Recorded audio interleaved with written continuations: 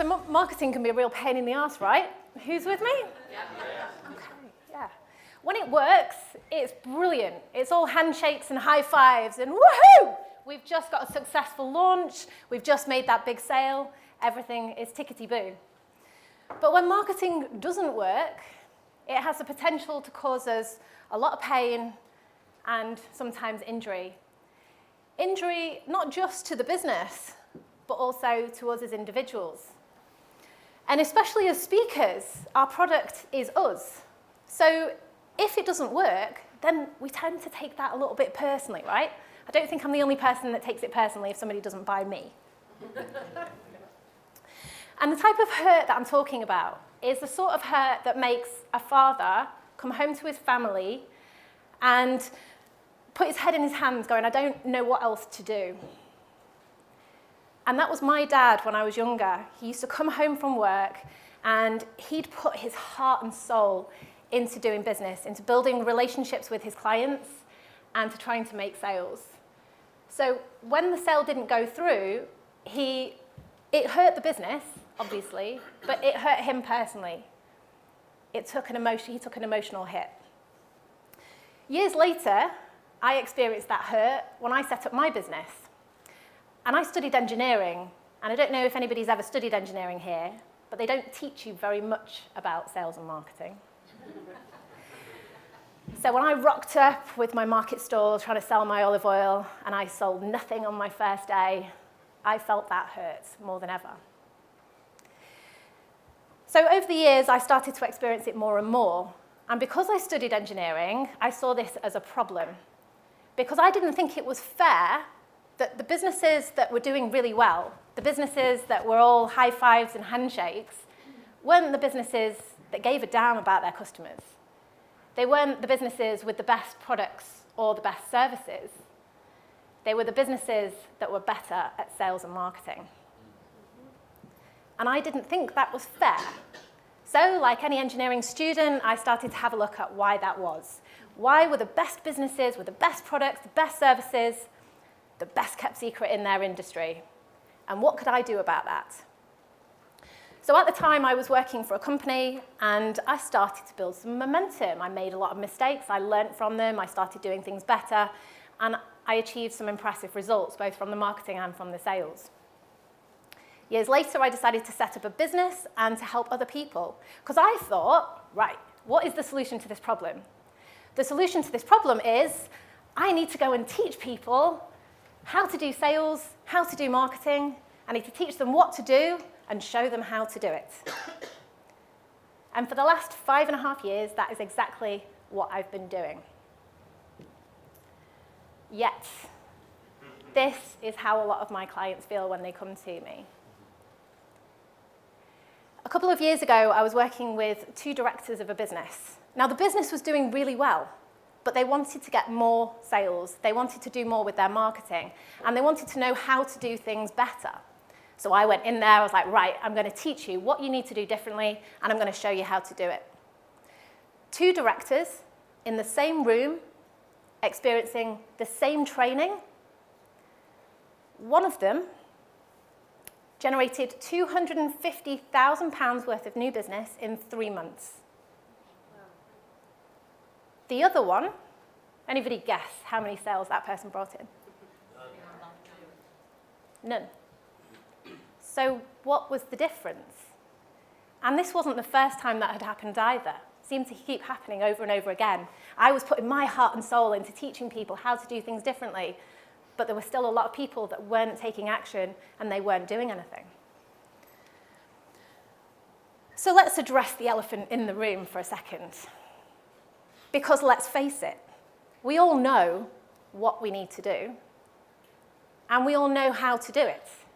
And if we don't know how to do it, there are thousands of articles online that will tell us how to do it. There are people that will teach us how to do sales and marketing. And when Nathan rang me to ask me to come and speak at this event, I thought, brilliant, I'm going to get the otters out and I'm going to come and show you how to do sales and marketing. I'm going to give you lots of tips and you're going to scribble them all down and go back to work energized with a long list of things to do. Yet, as Nathan said earlier, How many people in this room would actually go home and implement everything on that list? Exactly right. And we all do it. We all go home with the best of intentions. We all know that whenever we want to do something, we get really excited by doing that next course, by learning that new thing, by going to see that conference speaker that we all love, writing down notes. And has anybody here ever written the same tip down more than once? Yeah. So this is the problem. The solution to the problem isn't, I need to teach you how to do sales and marketing and show you what to do. The problem is, how do I get you to all do the things that you know you need to do? And this is what I want to talk to you about today. I want you to get curious and to really understand why you're doing the things that you're doing. And I want to share with you a few things that I've observed that might help you. The first thing, what are you avoiding? And I see this a lot. One thing I ask my clients is to write an I'm avoiding this list, because typically the things that you're avoiding are actually the things that you need to do the most. Like Donna, amazing Donna. We were talking, we came to this conference this time last year. We spent 3 hours in a car talking about sales and marketing. And Donna kept saying, I find marketing really, really frustrating, really frustrating. I'm overwhelmed by it. But I've got this mailing list full of people that I've spoken to over the last 4 years, and I'm not emailing them because I don't want to come across as spammy or too salesy. Anybody else felt like that? Yeah? Or a client of mine, well, many clients of mine, how many people here have ever thought, I just need to ring that client? Yeah? Just follow up on a sale, and then you come to pick up that phone and you think, no, I'm going to put it down. What if they say no? Next time you're in that situation, I want you to ask that question. I don't want you to ask what if they say no. I want you to ask, what if they say yes? And if they don't say yes, what if they give you some insight that you can then use in your marketing afterwards? Because there's no such thing as no. And also, there's no such thing as failure in sales and marketing. There's only learning. And that, for me, was the biggest thing that I took away from my engineering degree, was that failure is actually a good thing, as long as you learn something from it. So if you're avoiding picking up the phone, if you're avoiding sending emails to your clients, you might also be avoiding asking for help. And my friend Andy Laporta at the back has a brilliant book all about asking for help. And if you ask any angel investor or any VC about their biggest frustration with the businesses that don't succeed, it's usually that the founder didn't ask for help before things got out of hand. So I was having a look at a lot of things that people are avoiding. And then I started to notice that there are a lot of people ignoring things. Like Simon, who's posting amazing videos on LinkedIn with lots of really great talk tactics. But he was ignoring the fact that his competitors were the people that were engaging the most with his content, not his actual clients. Or my client Neil, and he was at the end of his tether because he was ignoring his gut feeling that was telling him that something wasn't right. He was working with a marketing agency that was spending lots of his money, his personal money, on Google Ads that weren't working. And it was only after 6 months of coming to me before he said something. £9,000 later, no sales, no leads. If we look at Blockbuster, Kodak, yeah? Successful businesses, thriving, making a fortune in the news, reaping all the glory, ignoring what their market was telling them. And now they are no more. And then I started to notice that there are a lot of people reacting to things, not responding to things. And I love the word respond, because respond and responsibility are very closely linked. Yet, when it comes to marketing, a lot of people start reacting to things. Especially when you see that next new amazing thing on social media. You need to be on TikTok, you need to be doing Instagram Reels, you need to be doing this, this, this, and this. and it's distracting. I've worked with a lot of people that will come and say, oh, right, well, I've tried this marketing planning tool, and I want to try yours now.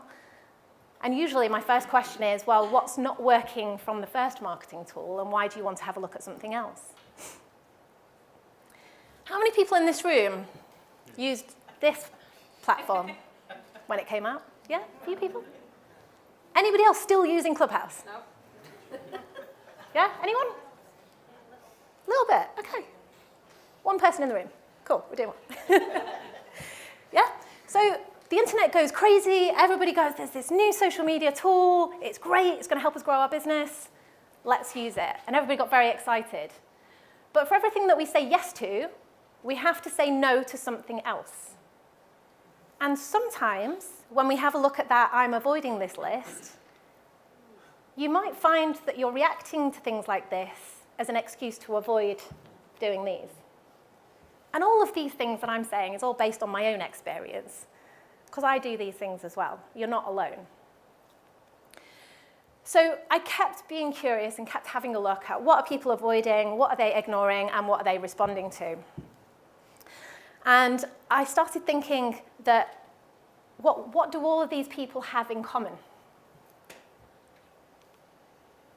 That a lot of this behavior was underlined with fear and uncertainty. And a few years ago, I had a baby, found myself pregnant, and there was a lot of uncertainty around what was going to happen next. So I did, what we all do. I did a course. I went and learned how it all worked. But what was really interesting about this course was that it talked about the science of how we give birth. Our uterus has a job. The job of the uterus is to get rid of a baby. Yeah? It needs a lot of blood to do that. And when it has enough blood, then it does its job properly. Yet, when we experience fear or uncertainty or challenge, the blood goes from our uterus into our limbs, and we go into fight, flight, or freeze mode. And when our uterus doesn't have enough blood in it, theoretically, that's when we experience pain. Now, I was listening to that course going, what? So you're telling me that if I can get rid of fear, I can have a pain-free birth?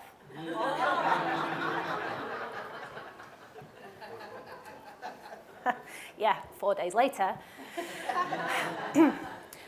That being said, there were periods of that time that I did experience pain-free. When I was feeling comfortable, I was feeling at ease. And I can pinpoint the exact times that things started to go wrong was when I was experiencing fear and uncertainty.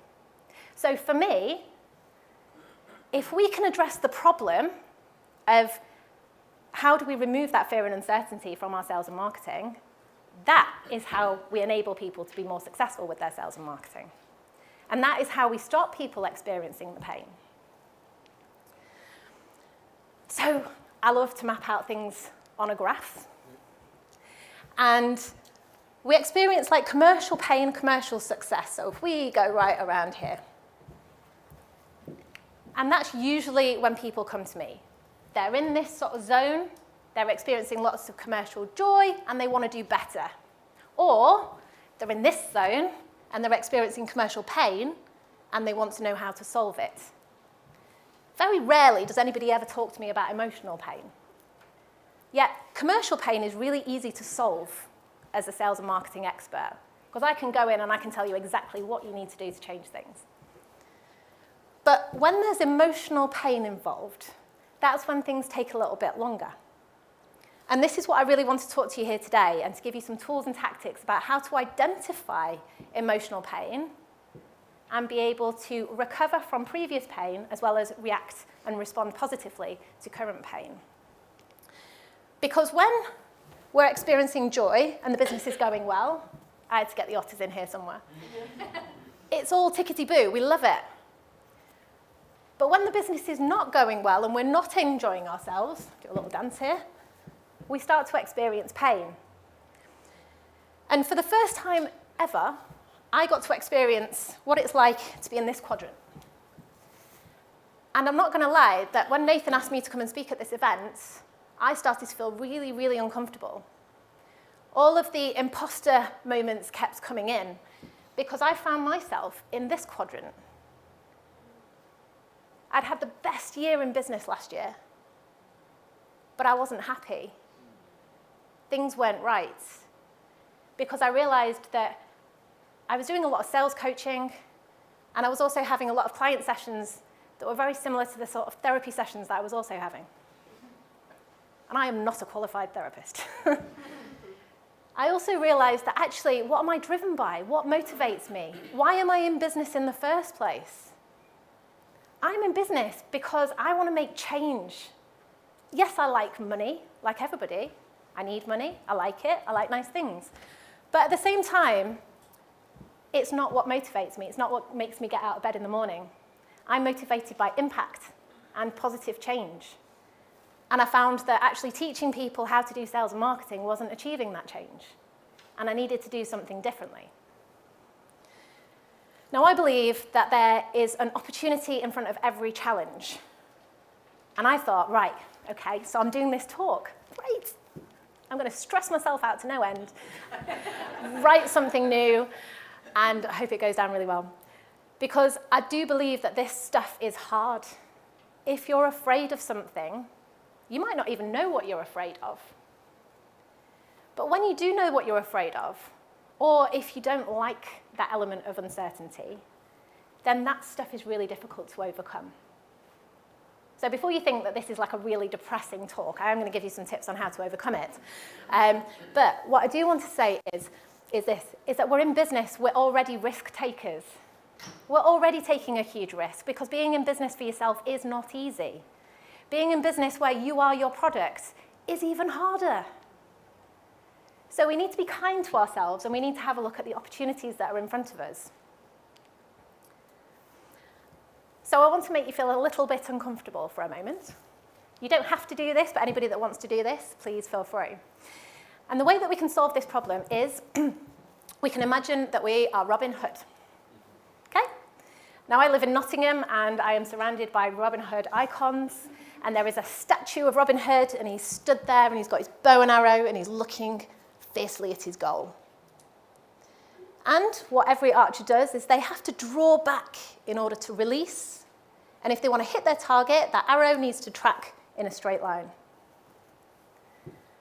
But if the air around Robin Hood is full of particles, it might be a bit windy, it might be a bit cloudy, then his arrow is going to go off target. So I want you to think about, how do you clear the air around you? And I've put like little cards on your tables so you can sort of scribble some notes if you like. And if anybody's not clocked, AIR stands for avoiding, ignoring, and reacting to. Make an I'm avoiding this list. It's what's going to help you move forwards the most.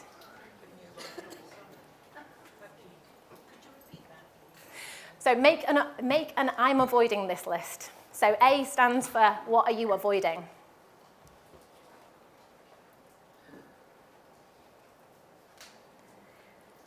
Then have a look at what are you ignoring. Now, you can be ignoring things that might make you feel a little bit uncomfortable, but also Donna, I'm going to use Donna as an example because she's the most brilliant example ever. Donna was ignoring the fact that she's actually sitting on 150 videos on YouTube with tips about how her clients can help move forwards with their challenges. And Donna changes lives. So Donna was sat there going, I don't want to come across salesy, I don't want to come across as spammy. And our conversation went a little bit like this. But Donna, what if you were to send an email to somebody at a moment where they needed you the most? How would it make you feel if you were to open that email, if that person was to open that email and your email was to change their course of action for the better? And what did you say? I just said that it would be the most amazing thing if I could just change one person. It would just be, I'd be done. Awesome.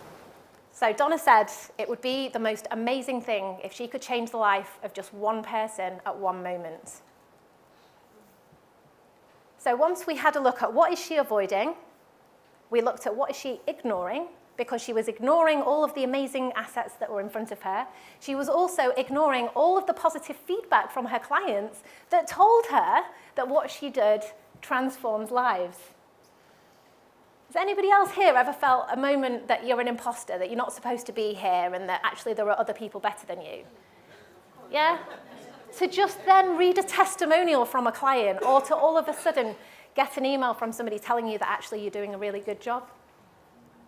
Keep a list of all of the signs and signals from your clients that remind you that you're doing a good job, that the thing that you're working towards is the thing that you're actually achieving.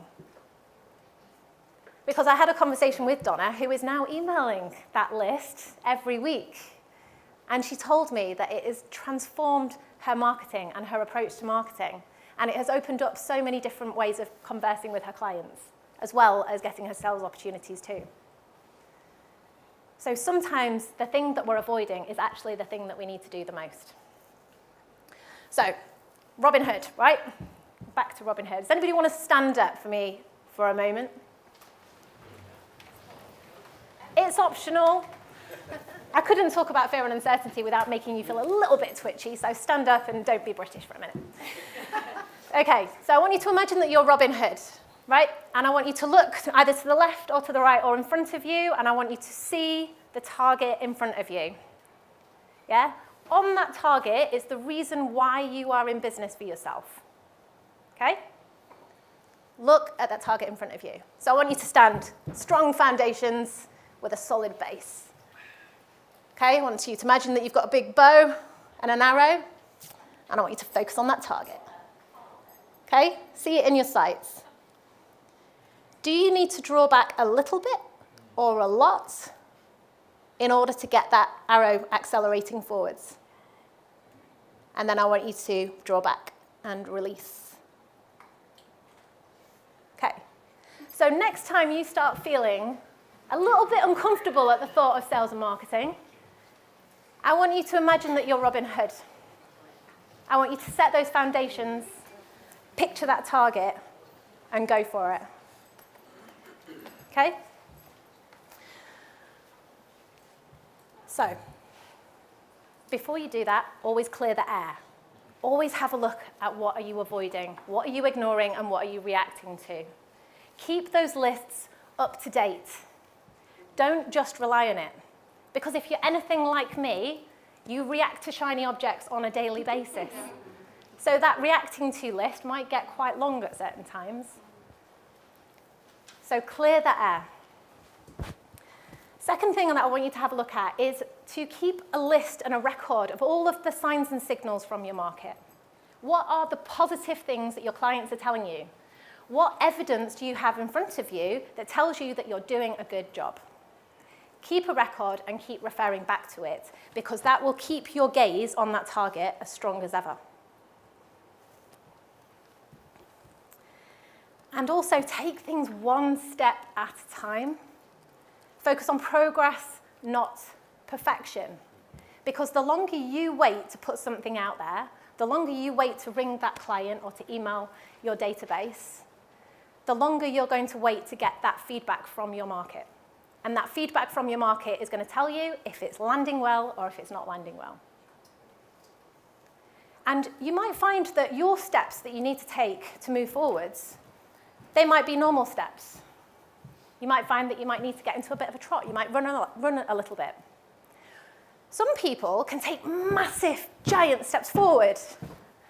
And you might look at those people thinking, what are they doing to make them go forward at that pace? But you know what? It doesn't matter. Because everybody is running their own race. So you need to take whatever size step forward that you need to take in order to get going. And if you take nothing from this talk, please let it be this, is that the reason why you're all in business and the reason why you're doing this, you're speaking, you're in business, you're taking these risks, look at your target and use that as a force stronger than the fear that's trying to stop you. Thank you.